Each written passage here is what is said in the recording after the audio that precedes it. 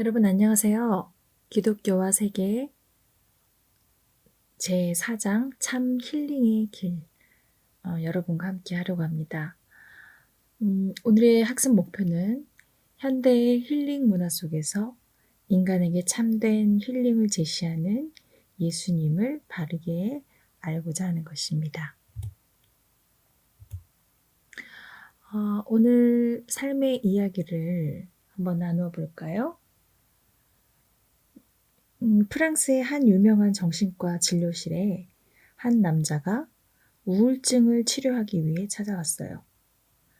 의사는 다양한 검사와 테스트를 실행했어요. 그리고 적지 않은 시간 동안 함께 대화를 나눈 후에 처방을 제안했습니다. 요즘 우리나라에 아주 인기 있는 코미디 연극이 하나 있습니다. 너무 일에만 몰두하거나 일에 중독되지 마세요. 요즘 그리발디라는 유명한 연극 배우가 있는데 그가 나오는 연극도 보시고 그런 재미있는 연극 속에서 한번 빠져보시면서 삶의 리듬을 좀 바꿔보시죠. 그렇게 얘기를 했는데 그 환자는 매우 무표정한 반응을 보인 거예요. 그리고 잠시 후 진료실을 나가면서 그는 이런 유명한 독백을 남겼다고 합니다. 그렇지만 그 그리발디가 바로 나인걸요. 그 그리발디가 바로 나 자신인걸요. 예. 본인은 아주 유명한 그런 희극 배우, 코미디 배우였지만 많은 사람들에게 즐거움과 웃음을 주었지만 정작 자기 자신은 우울증에 걸린 모습을 볼 수가 있어요. 이거는 우리 주변에서 굉장히 흔히 볼 수 있는 일들이죠. 예를 들자면 우리에게 이렇게 웃음을 주는 그런 개그맨, 개그우먼들이 정작 자신은 우울증이나 공황장애에 시달리는 경우들을 우리는 좀 많이 볼 수가 있어요. 여러분은 이 세상에서 가장 무서운 질병이 뭐라고 생각하시나요? 여러분에게 있어서 힐링이란 무엇인가요? 여러분은 무엇을 할 때 가장 행복하십니까? 예, 이런 것들을 생각하시면서 우리 오늘의 이야기를 한번 해보려고 합니다. 이 스트레스, 분노에 대한 이야기를 오늘 좀 한번 해볼 건데요. 여러분은 그 스트레스를 많이 받으시나요? 여러분이 대학교 들어올 때 입시를 준비하면서 스트레스를 많이 받으셨을 거예요. 이 스트레스는 아주 극단적인 상황을 유발할 수 있다는 것이에요.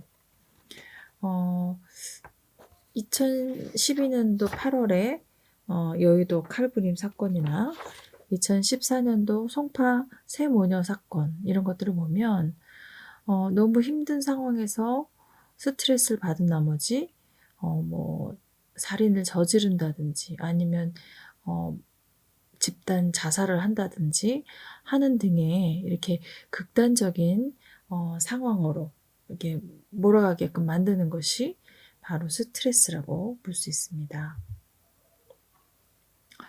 그런데 이 같은 문제의 이제 그런 상황이다 하더라도 스트레스를 받는 강도가 다른 이유가 뭘까요? 어떤 똑같은 문제에 대해서도 스트레스를 조금 받는 사람이 있고 스트레스를 아주 많이 받아서 우울증까지 오는 사람들이 있어요. 네, 그러면은 그 강도가 다른 이유가 무엇일까요? 여기 보면 이제 데카르트가 나오네요. 이 데카르트는 심신이원론이라는 것을 주장을 했는데요. 심신이원론이라는 게 마음과 몸이 다르다는 거죠. 그렇죠? 분리되어 있다는 거죠. 인간이 생각하는 것은 정신의 영역이고 배가 아픈 것은 신체의 영역으로 서로 분리되어 존재한다고 생각한 것이 바로 심신이원론이죠. 예, 이런 그 철학의 사조를 영향으로 신체를 다루는 그런 의학은 정신을 다루는 정신의학이나 종교와는 별개의 영역이라고 생각하는 흐름이 지속되었었어요.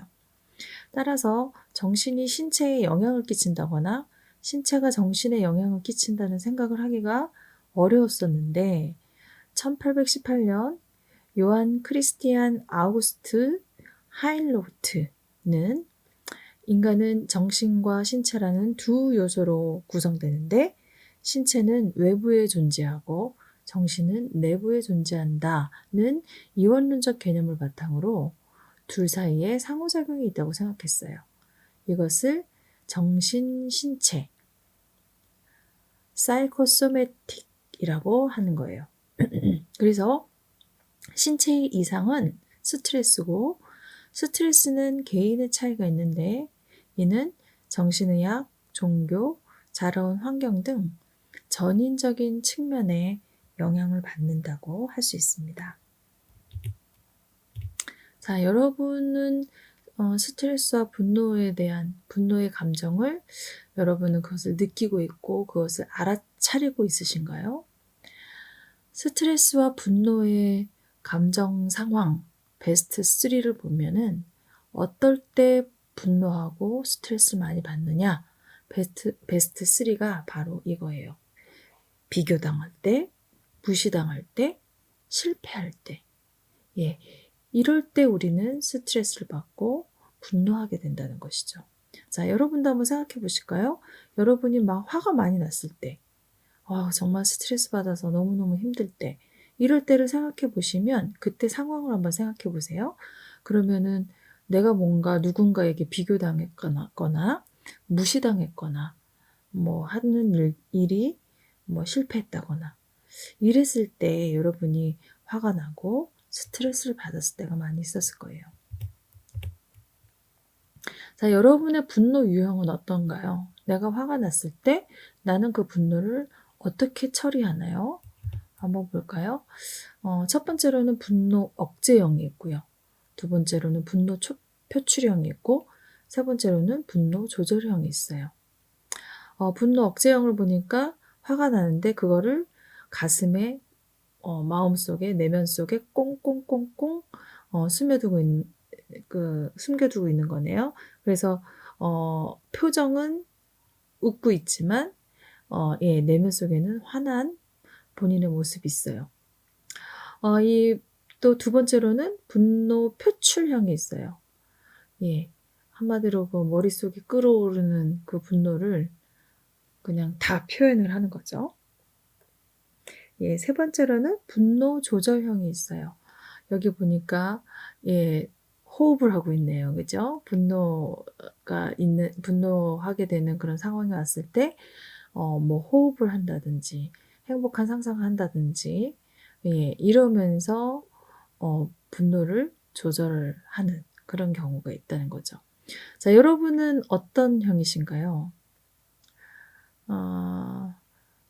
분노 표출형은 아무래도 스트레스를 조금 덜 받겠죠.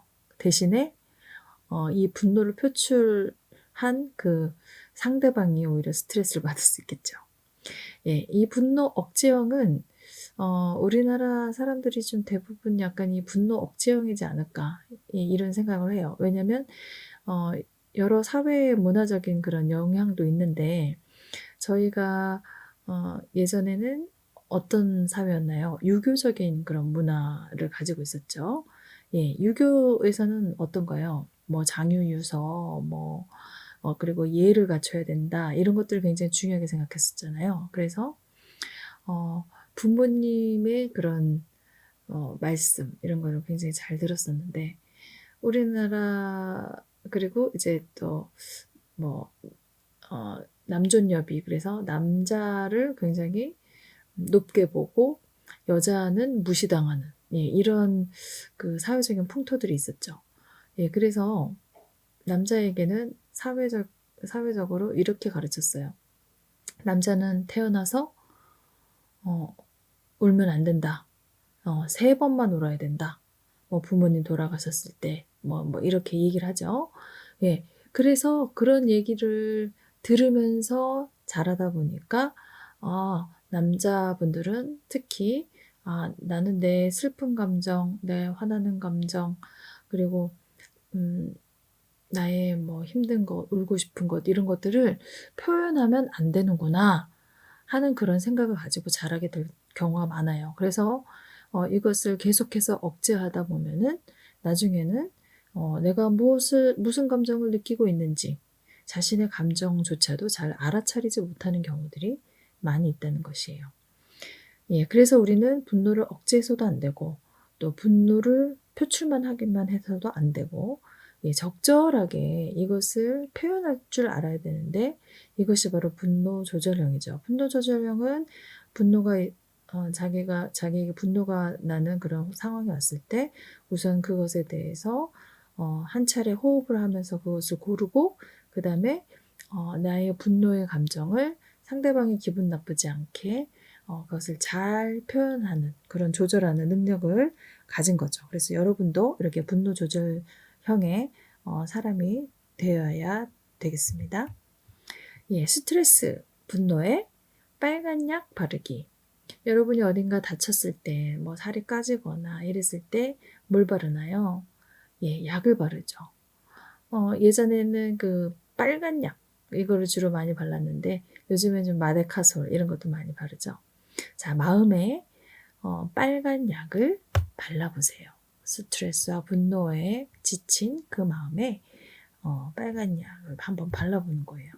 자, 빨간 약을 바를 수 있는 것은 뭐냐면 바로 관점 바꾸기예요. 여러분이 스트레스와 분노의 감정 조절을 이제 연습할 때 첫 번째로는 그 방법이 관점 바꾸기라는 방법이에요. 자, 여러분이 그림을 보시면 어떤가요? 왼쪽 거는 뭐가 보여요? 예, 개구리가 보이네요. 그쵸? 그런데 오른쪽은 뭐가 보이시나요? 네, 말이 보이죠. 자, 그런데 이것은 똑같은 그림이라는 걸 혹시 알고 계시나요? 예. 이 개구리가 있는 왼쪽의 그림을 살짝 왼쪽으로 이렇게 뒤집으면 왼쪽으로 이렇게 살짝 올려보면 뭐가 돼요? 예, 말이 되죠. 그쵸? 그래서 두 가지는 똑같은 그림임에도 불구하고 어떻게 보느냐에 따라서 다르게 보인다는 것, 즉 관점을 한번 바꿔보자는 것이에요. 자, 그래서 여러분 힘든 그런 분노의 상황이 왔을 때 그때는 관점을 바꾸어서 생각해보고 상대방의 입장에서 한번 생각해보고 그리고 나의 분노에 대해서 분노의 감정에 대해서 상대방이 기분 나쁘지 않게 표현을 해야 돼요. 그쵸? 근데 여러분 오리온 초코파이 선전 여러분 아시죠? 어떤 선전 그 로고송 생각나시나요? 말하지 않아도 알아요.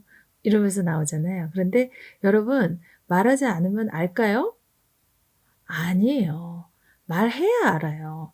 자, 그래서 표현을 한번 말로 표현하는 건 굉장히 중요한데 여러분 말의 힘이라는 동영상이 있어요. 어, 여러분이 한번 이제 찾아서 한번 유튜브에 찾아서 한번 동영상 한번 보세요. 이거는 이제 말의 힘, 말이 얼마나 힘이 있는가. 그 말 한마디에 따라서 우리는 상처를 받기도 하고 힘을 받기도 하고 그렇죠. 그래서 여기 이 말의 힘이라는 그 동영상을 보면 실험을 해요. 밥에다가 예, 밥이 뭐 생물체는 아니잖아요. 그쵸? 그런데 그 밥에다가 한쪽 밥에는 뭐 고맙습니다, 사랑합니다 이런 긍정적인 단어들 계속해서 얘기해주고 한쪽 밥에다가는 나 싫어요 막 이렇게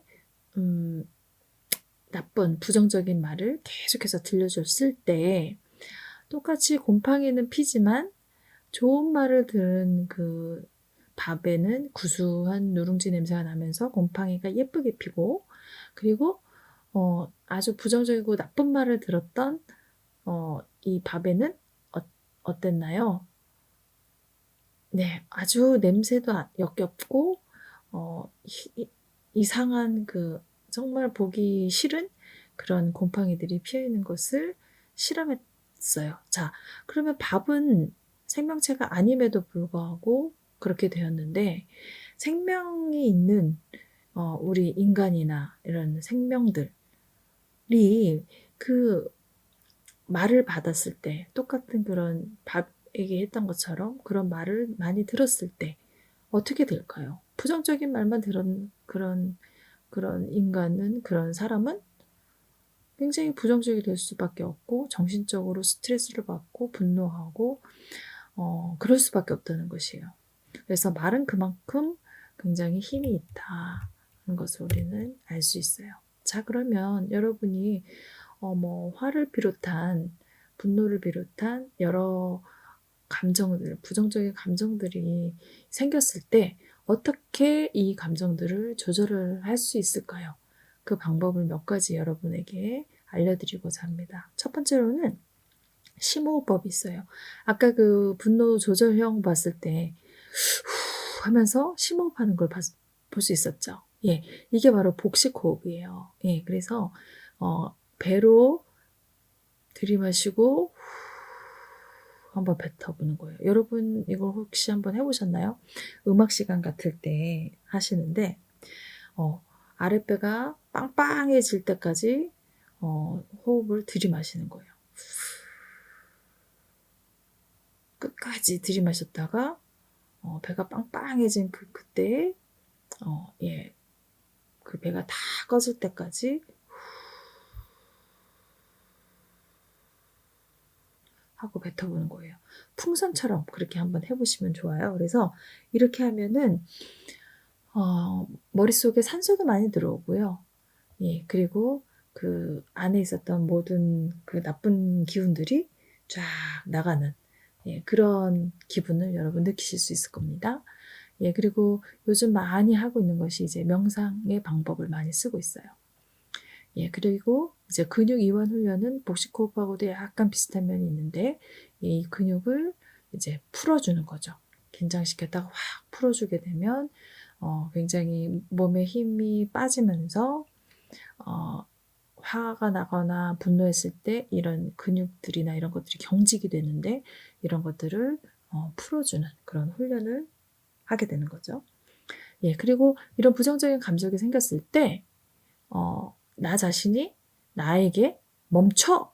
하고 얘기를 해주는 거예요.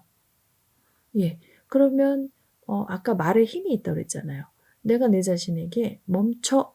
하면서 얘기를 하면은 진짜 그 부정적인 생각이나 느낌이 이제 멈춰지고 사라지게 되는 것을 여러분 느끼실 수 있습니다. 예, 세 번째로는 여러분이 정말 기분 좋았을 때가 있을 거예요. 막 행복해지는 이거 생각만 해도 너무너무 좋다, 행복해진다 하는 그런 장면이나 그런 사건이나 예, 이런 것들을 여러분이 상상해 보시는 거예요. 자, 네 번째로는 빈 의자 기법이 있어요. 이 빈 의자 기법은 무엇이었냐면 앞에 빈 의자가 있다고 생각하시고요.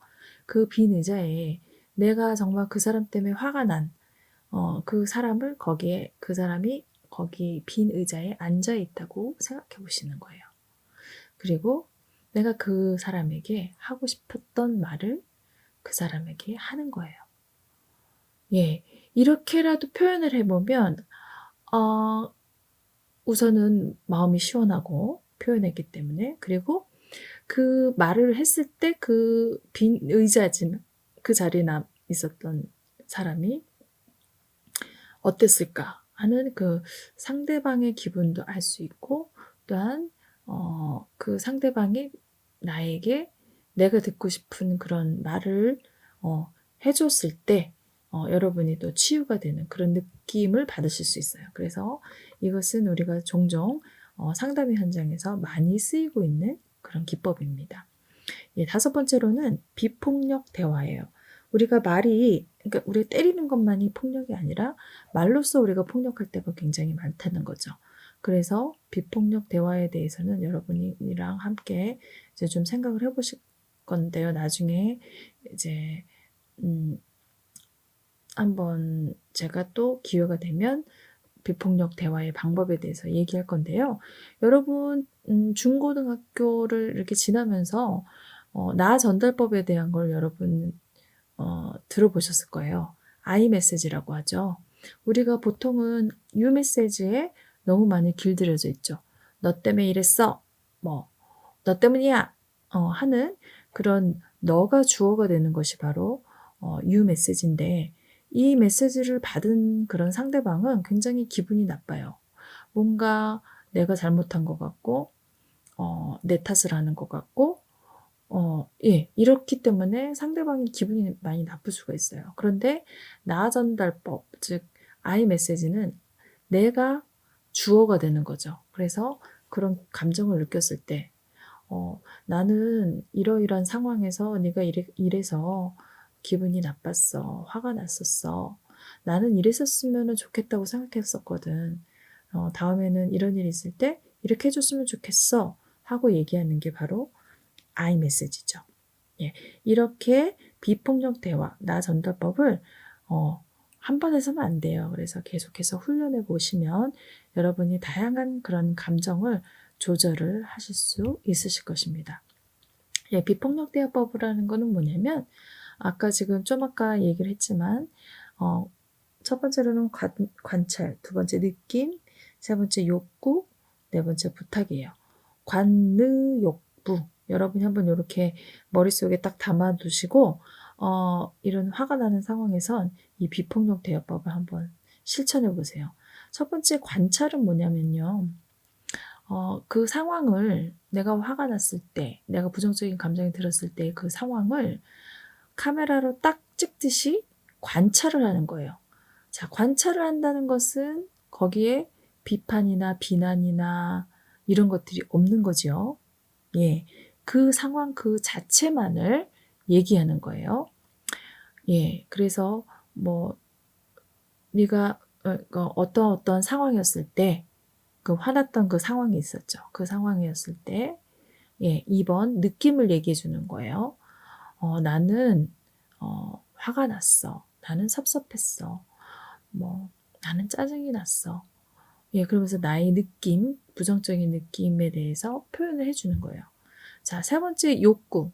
왜냐하면 그런 화가 나거나 그런 부정적인 감정을 가질 때는 그 나의 바라는 바의 그런 욕구가 이루어지지 않았기 때문이거든요. 예, 그래서 자신의 욕구가 무엇이었는지를 생각을 해보세요. 예, 그래서 나는 이러길 바랬었거든. 그런데 그대로 되지 않았기 때문에 화가 난 거예요. 그렇죠? 그래서 나의 욕구에 대해서 얘기하고 그래서 네 번째로는 부탁을 하는 거예요. 부탁하는 어조가 어떤 건가요? 그랬으면 좋겠어. 내 지금 그러면 안 되겠니? 하면서 정중하게 부탁을 해주는 거죠. 예, 이게 바로 비폭력 대화법 관느욕부 비폭력 대화법이었습니다. 예, 우리 나를 키우는 말이라는 이혜인 수녀님의 시를 우리 함께 읽어보길 바랍니다. 자, 시작. 행복하다고 말하는 동안은 나도 정말 행복한 사람이 되어 마음에 맑은 샘이 흐르고 고맙다고 말하는 동안은 고마운 마음 새로이 솟아올라 내 마음도 더욱 순해지고 아름답다고 말하는 동안은 나도 잠시 아름다운 사람이 되어 마음 한자락 환해지고 예, 여러분 그래서 말에는 힘이 있기 때문에 여러분이 나는 행복하다, 정말 고맙다, 아름답다 이렇게 말하게 될 때 여러분 정말 행복해집니다. 그래서 이 세 가지 말만 잘해도 인생을 살아가는 데 있어서 좋은 관계를 맺을 수 있다고 해요. 어떤 말일까요? 고미사. 예, 고미사. 여러분, 꼭 기억해 두세요. 고맙습니다. 미안합니다. 사랑합니다. 예, 이 세 마디만 잘해도요, 여러분 인간관계에서 성공하실 수 있어요. 예. 그래서 여러분 좋은 말 많이 하면서 나를 성장시키시기를 바랍니다. 예, 그래서 예수 이야기로 우리가 한번 이제 들어가 보려고 하는데요. 여러분, 지금, 이 사진을 보니까 어떤가요? 막 손가락이 막 잘려 있고 예, 이런 병을 우리가 뭐라고 하죠? 나병, 문둥병이라고 얘기를 하죠. 자신의 그 손가락이 썩어서 떨어져 나가는데도 통증을 못 느끼고 이 병에 걸리게 되면 처음에는 피부가 이렇게 뭐 하얗게 되면서 나중에 살갗이 벗겨지기 시작하고 후에는 피부 감각을 잃게 되면서 손가락, 발가락이 뭐 잘려나가게 되는 이런 병이 바로 나병, 문둥병이에요. 근데 이제 예수님이 전도 여행을 하고 계시는데 이 나병으로 고통을 받고 있던 한 남자를 만나게 된 거예요. 이 나병에 대한 기록은 그 성경에 보면 많이 나오는데요. 이 병에 걸린 사람은 그 유대인들은 굉장히 무시하고 격리시키고 했었어요. 그리고 사회적으로 굉장히 무시당하는 그리고 이것이 옮길지도 모른다는 그런 것 때문에 나병 걸린 사람들끼리 그냥 하나의 촌을 이뤄서 살았고 예루살렘 성 안에 들어올 수조차도 없었어요. 우리나라도 마찬가지죠. 여러분 나환자촌 들어보셨죠? 예, 그래서 소록도라는 섬에 나환자들만 이렇게 몰아서 놓는다든지 이렇게 우리나라에서도 무시를 당하고 격리가 되었던 그런 병이에요. 그런데 이 나병에 걸린 사람이 예수님 앞으로 나온 거예요. 이 예수님 당시에 이 나환자들은 육체적인 고통, 자신의 진짜 살점이 떨어져 나가는 육체적인 고통뿐이 아니라 자신이 속한 공동체와 사회로부터 격리되어야 하는 그런 고통이 있었어요. 그들은 유대인임에도 불구하고 불결하고 부정한 사람으로 간주되어서 예루살렘 성전으로 들어갈 수도 없었고 늘 도시 바깥인 광야에서 살아야 됐었죠. 그리고 사람들이 이 사람들을 만나면 부정하다 이렇게 외치면서 사람의 접근을 막아야 했었고 굉장히 절망스러운 그런 상황에 있었죠. 이 예수님을 찾아온 이 사람 또한 어느 누구보다도 삶에 절망했을 거고 굉장히 절박했을 것이에요. 그래서 이런 절박함이 당시의 규율을 어기면서까지 예수님 앞에 직접 찾아온 거죠. 원래는 성 안으로 들어올 수가 없는데 예수님 앞에 막 와서 꿇어 엎드려서 주님이 원하시면 저를 깨끗하게 하실 수 있습니다. 라고 예수님께 막 부탁을 한 거예요.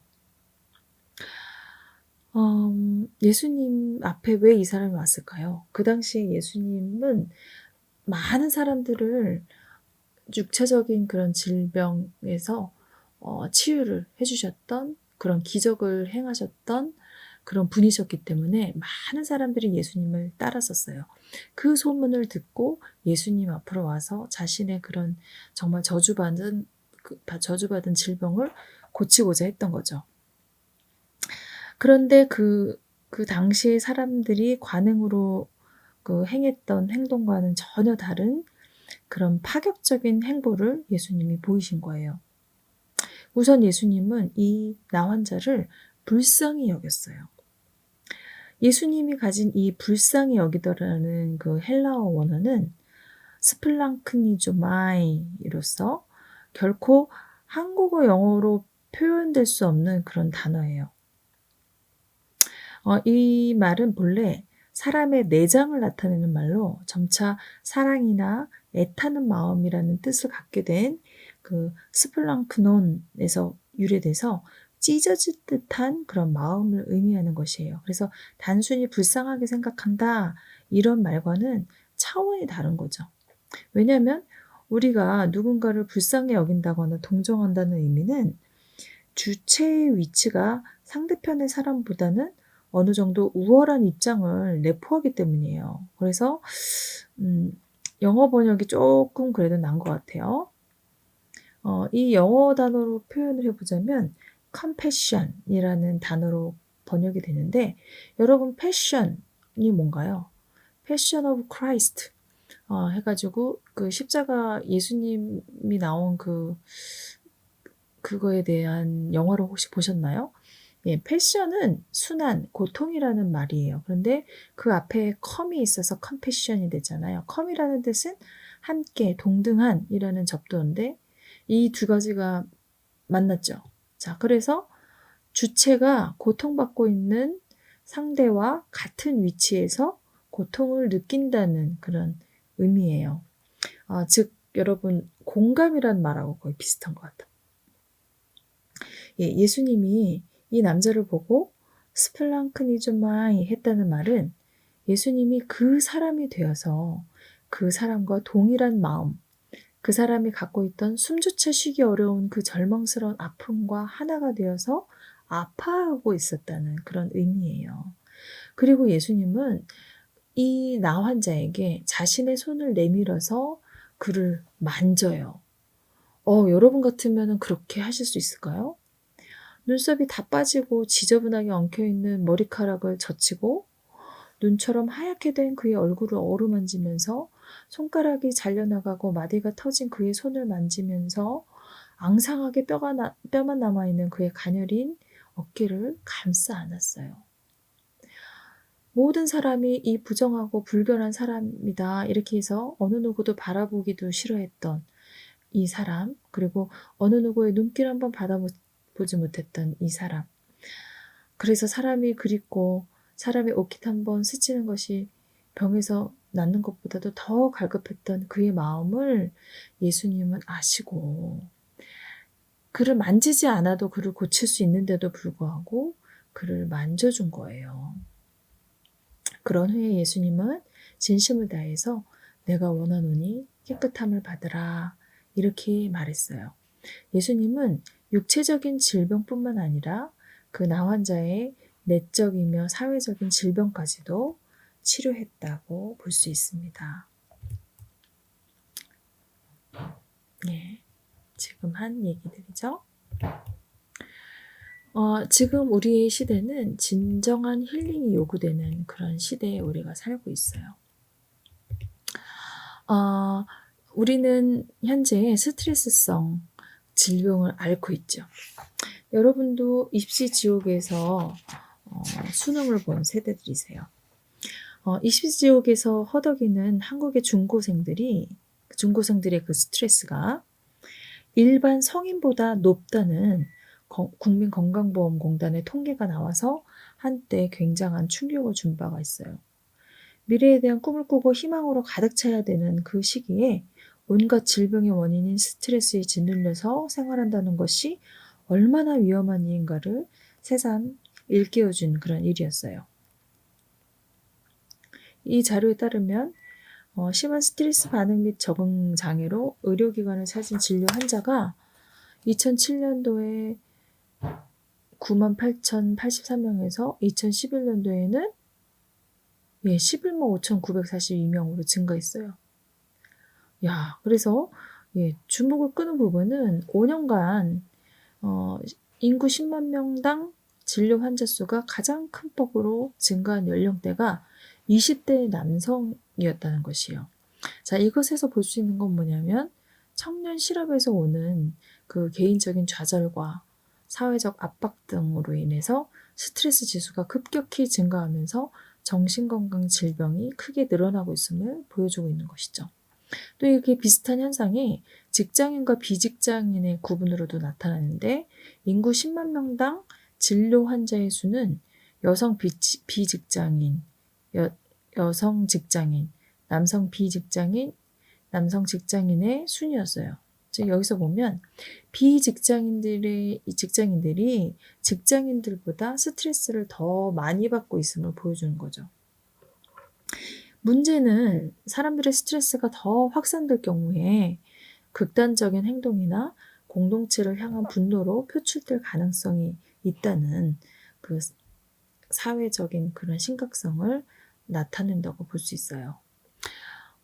그래서 많은 사람들이, 현대인들이 이런 스트레스로부터 해방되기 위해서 소위 여가의 문화를 발전시켜 왔죠.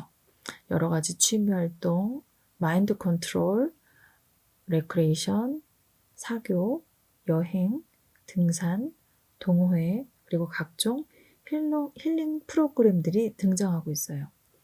교보문고에서 2012년도 올해의 베스트셀러로 뽑은 키워드는 힐링이었어요. 그리고 어디서는 막 힐링을 얘기했죠. 힐링 스파, 힐링 여행, 힐링 카페. 그리고 어떤 한 예능 프로그램의 제목도 힐링 캠프였어요.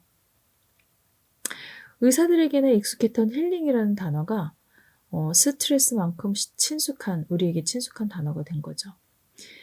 이 모든 것들이 우리 삶의 치료에 건강에 도움이 되는 건 틀림없지만 이러한 피상적인 힐링 프로그램이 본질적인 그런 치유를 가져오진 않죠.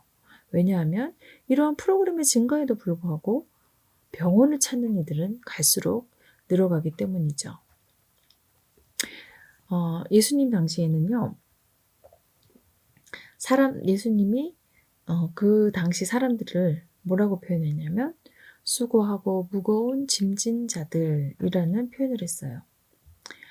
수고라는 단어가 처음 등장한 것은요, 창세기라는 성경에서 먼저 나와요. 창세기는 하나님이 이 세상을 창조하시고 인간 아담과 하와를 창조하신 그 이야기가 처음에 나오죠. 근데 아담과 하와가 하나님이 금했던 그 선악과를 먹으면서 죄를 범하게 되었을 때 그때 이 수고라는 인생의 질고가 찾아왔어요. 하나님은 자신이 금한 선악과를 먹으면서 죄를 지은 여자 하와에게 너는 이제부터 수고하면서 자식을 낳을 것이다 라고 말씀했어요. 하와에게 있어서 아이를 낳는 것이 처벌이라기보다는 수고였던 것이죠. 그래서 여러분 또한 이렇게 엄마의 수고를 통해서 이 세상에 빛을 보시게 되신 거죠. 또한 하나님은 범죄한 남자 아담에게는 이제부터 종신토록 땀을 흘리며 수고할 것이다. 이렇게 말씀하셨는데 이 수고는 단순한 노동을 의미하는 게 아니라 고통스러운 노동을 말하는 것이에요. 원래 성경은 노동의 가치를 귀하게 여기고 노동은 굉장히 성스럽고 아름다운 행위였어요. 그런데 죄를 지으면서 유쾌해야 될 그런 노동이 고통스러운 것으로 변질되었다는 것이죠. 부자나 출세한 사람이나 다른 사람들이 부러워할 만한 위치에 있는 사람들에게도 숨쉬는 모든 사람들에겐 모두 수고와 무거운 짐이 있어요.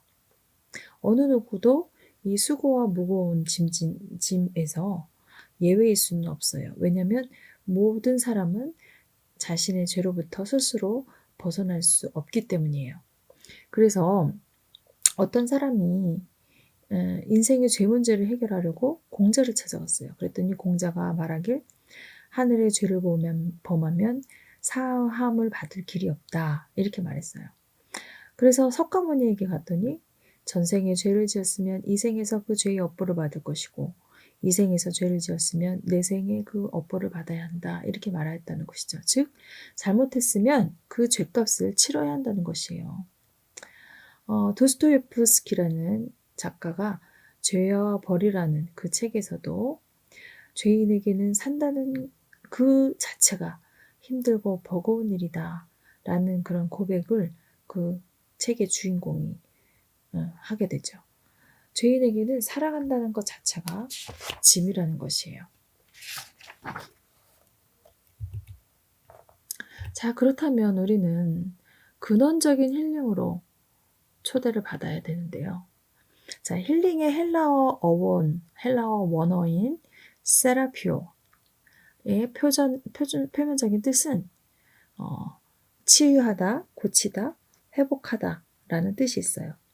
그러나 보다 깊은 의미는 가치 부여의 우선순위를 재조정해서 부여한다 이런 뜻을 담고 있어요. 그래서 여러분 월십이란 말 들어보셨죠? 이거는 예배라는 뜻도 있는데 가치 부여라는 뜻이 있어요. 다시 말해서 힐링은요. 개인이나 집단이 매 순간 뭘 선택할 때 가치 부여의 결정을 혁신하는 것을 포함하고 있는 것이죠. 그런데 이 힐링이 스스로 나 혼자서 조직 내에서 자가 발전해서 발생하지는 않아요. 사회 공동체, 국가와 같이 규모가 어떠하든 누군가 실제 모델로서 본을 보여야 한다는 것이에요. 그래서 힐링은 나를 따라오라 하고 말할 수 있는 그런 자격과 능력을 갖춘 사람이 다른 사람을 따라오게 할 수 있고, 따라감으로써 그 사람을 닮아감으로써 힐링이 이루어진다는 것이죠.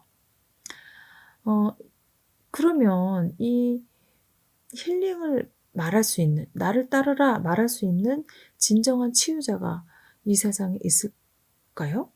예. 이미 2000년 전 예수는 힐링을 자신의 핵심 사역으로 주도했을 뿐 아니라 자신을 온전한 치유자로 살았다는 그 사실을 여러분은 아십니까? 그는 팔레스타인이라는 로마 제국의 조그만 식민지에서 가난, 차별, 불의와 그런 정치적 혼란 속에서 정신적, 육체적으로 고통받고 있던 민중들에게 당당하게 선포했어요. 뭐라고 얘기했냐면 수고하고 무거운 짐진 자들아 다 내게로 오라. 내가 너희를 쉬게 하리라. 예수님은 정신적인 스트레스로부터 해방돼서 진정한 안식, 그리고 진정한 자유, 진정한 행복으로 처방을 내게 오라는 말씀으로 제안하고 있어요. 예수님 앞으로 오라는 것이죠. 그래서 이 말씀은 비단 2000년 전 유대 민중뿐 아니라 오늘을 살고 있는 현대인에게도 여전히 효력이 있는 치유를 제공하고 있어요. 그래서 예수님도 메시지를 뭐라고 얘기하냐면 기쁜 소식, 즉 복음, 굿뉴스라고 부르는 것이에요. 자, 그렇다면 힐링은 첫 번째로 내적인 힐링이 있죠. 성경에서 삶의 고통의 본질적인 그런 문제의 원인이 뭐라고 생각하냐면 죄의 문제라고 생각해요. 이 죄의 문제를 해결할 때 비로소 인간에게 참 힐링과 안식이 임하게 된다는 것이죠. 자, 그러면 어떻게 죄의 문제를 해결할 수 있겠나요? 구약의 선지자 이사야는 장차 오실 메시아, 즉 앞으로 올 예수님에 대해서 그는 실로 우리의 질고를 지고 우리의 슬픔을 당할 것이다. 이렇게 예언하고 있어요. 질고라는 말은 질병, 고통, 절망과 같은 의미를 두루 내포하는 그런 개념이에요.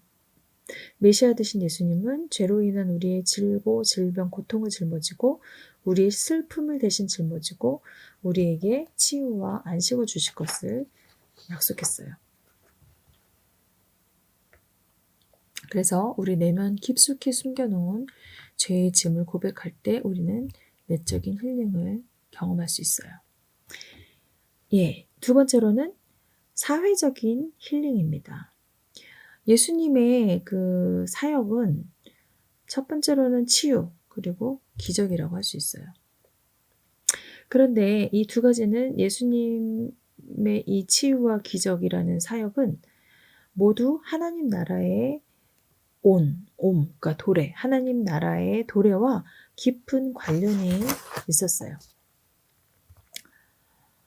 사람들은 고통을 자신의 심리와 그 개인의 심리와 문제로 몰아가고 거기에 적절한 심리적 위로의 말을 던지는 게 전부죠. 청년들 요새 우리 아프니까 청춘이다 이렇게 얘기하지만 오늘날 청년들이 진짜 아픈 이유는 꿈을 꾸고 그 미래를 기대하며 살아가야 되는데 그거는 고통도 아니라는 거죠. 그런 거 이전에 이미 등록금을 걱정하며 생계를 걱정해야 되는 그런 존재가 되었다는 것이죠. 그래서 당장 먹고 살아갈 그런 막막함 앞에 놓여 있는 것이 우리 청년들의 문제라고 볼 수 있습니다. 근데 이게 개인적인 원인이라기보다는 사회적인 구조에서 오는 원인이 크다는 것이죠. 아무리 노력해도 공정한 평가를 받지 못하는 현실, 그리고 아무리 뛰어난 능력이 있어도 결코 뛰어넘을 수 없는 장벽 앞에서 어쩔 수 없이 포기해야 하게 하게끔 만드는 이런 사회적인 그런 구조의 탓이 있다는 것이죠. 그래서 예수님의 힐링은 오늘날 힐링과 좀 근본적인 차이가 있어요. 예수님은 개인의 육체적 내면적인 그런 치유를 넘어서서 사회 공동체의 치유까지도 포함시킨 거예요. 그래서 가난한 사람들과 정의에 목말라 하는 그런 사람들을 예수님은 선택하셨고, 사회에서 배척당한 사람들을 먹이고 치유하고 환영했어요. 그들을 찾아가서 받아주었고, 교제를 나누면서 관계의 단절을 치유하고, 뼈에 사무치는 가난과 억압으로부터 참 자유를 얻게 했어요. 또한 그 약자들과 소외된 자들, 그런 사람들과 공감하셨고, 이런 시대의 아픔에 대해서 공감하시면서 하나님 나라에 동참하기를 부르짖었다는 것이죠. 예, 그래서 예수님의 힐링은 내 개인적인 치유일 뿐만 아니라 사회적 공동체의 치유를 이끌어내는 그런 근본적인 그런 원동력이었다 할 수 있습니다. 자, 한번 이 말씀을 같이 읽어볼까요? 예수님이 우리에게 주신 말씀이에요. 수고하고 무거운 짐진 자들아 다 내게로 오라. 내가 너희를 쉬게 하리라. 그래서 참 힐링과 참 다양한 성별 이렇게 참여를 했어요. 참여자들이. 예, 그래서 이들에게 8가지 단계의 것들을 한번 삶에 적용을 해보게끔 했고, 그것을 밟아 나갔을 때 이들이 참된 행복의 의미를 알고 삶이 행복해졌다는 것이죠. 자, 그 단계가 무엇이냐면 8단계 행복 프로그램은 첫 번째로는 삶의 목표와 가치 찾기, 그리고 두 번째 친절 베풀기, 세 번째 명상하기, 네 번째 강점 찾기, 다섯 번째 감사하기, 여섯 번째 용서하기, 일곱 번째 인간관계 개선, 여덟 번째 뒤돌아보기, 이 프로그램을 한 거예요. 그래서 여러분께 하나하나씩 소개를 해드릴 건데요. 첫 번째로는 삶의 목표와 가치 찾기예요. 자, 이 삶의 목표, 가치를 찾기 위해서 어떤 것을 했냐면요. 추도사 쓰기를 해본 거예요. 자, 여러분도 이 추도사 쓰기를 한번 해보셨으면 좋겠어요. 추도사가 뭔가요? 우리가 어떤 사람의 장례식에 여러분 한번 가보셨나요? 그 사람의 장례식에 갔을 때, 누구누구는 이 삶을 어떻게 살아왔고, 그 사람의 그런 삶을 통해서 우리에게 주는 메시지가 어떤 것이었고, 우리는 그의 삶을 통해 이러이러한 것을 배워 나가야 한다. 이 사람은 그 사람에 대해서 기념하는 그런 말이죠. 자, 여러분이 만약에 죽었을 때, 사람은 누구나 죽어요. 예, 죽었을 때 여러분의 장례식장에 온 사람들이 여러분을 어떤 모습으로 기억해 주길 바라나요? 예, 그래서 여러분이 그렇게 한번 추도사를 써보면 좋을 것 같아요. 내가 만약에 죽었다고 생각하고 그 장례식장에 온 사람들이 나를 어떻게 기억해 주기를 바라는지 그것을 한번 써보는 거예요. 자, 그래서 이렇게 한번 해봤을 때 벤이라는 사람이 이렇게 얘기했어요. 그렇게 첫 번째 단계로 추도사를 써봤더니 이런 느낌을 받았대요. 즉, 그동안 나는 미래, 목표, 가치 이런 것에 대해서 전혀 거의 생각하지 않았습니다. 그러나 추도사를 써보고 난 뒤에 이제는 계획을 세우고 과거를 뒤돌아보고 진정 원하는 것이 무엇인지 고민하게 되었습니다. 예, 여러분도 여기 벤 보니까 여러분 또래의 남성인 것 같아요. 여러분이 이제껏 자기 자신에 대해서 깊이 생각하지 않고 지냈죠. 그쵸? 그래서 여러분 자신에 대해서 깊이 있게 생각해 보는 시간으로 이 추도사를 써보는데, 한번 여러분이 검색을 한번 해보시고요. 추도사가 어떤 것인지 여러분 자신이 죽었을 때 어떤 사람으로 기억되길 바라는지, 고 누구누구는 이러이러한 사람이었습니다. 예, 이런 것을 기념하는 추도사를 여러분이 한번 써서 저에게 그 질의응답에 한번 남겨주시면 좋겠습니다. 예, 토론 주제는 나에게도 힐링이 필요한가? 나는 어떤 면에서 힐링이 필요한가? 예, 이런 것들을 한번 여러분 둥지 모임에서 한번 나눠보시고요. 또 오늘 예수님이 나병 환자를 치료하셨던 그 힐링 사역에서 여러분이 느낀 점이 있다면 무엇인지, 그리고 내가 경험한 힐링이 있었다면 그 힐링은 어떤 것이었는지 여러분 한번 이것도 생각해 보시고